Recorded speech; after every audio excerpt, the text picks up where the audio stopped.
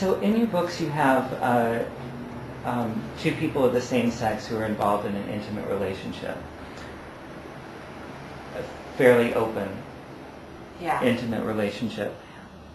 Is that something that's an anachronism for that time period, or is it just something that was part of that time period but authors today don't tend to write about for one reason or another? Well, I think, again, then as now, there'd be a lot of different attitudes toward two people of the same gender being involved. I really tried with David and Simon. I mean, obviously, there is quite a difference. I mean, you couldn't get married. You couldn't even have a civil union then. You couldn't. But David and Simon, and from what I've read, this seems realistic to me. They live together. They have to pretend that the story is that they're flatmates, basically. And most of their family and friends know that they're a couple and treat them as a couple. Simon's family really isn't around. David's family tends to just ignore the situation. I mean, they will.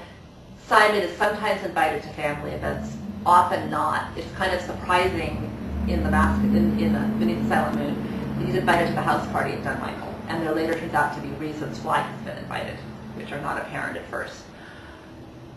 David's father, who is actually very important in The Mask of Night and doesn't appear in Beneath the Silent Moon, but David's father doesn't object so much on moral grounds.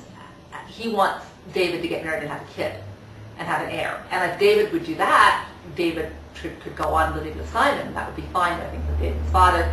Simon and David are not willing to do that. Simon in particular has no use for hypocrisy and wouldn't.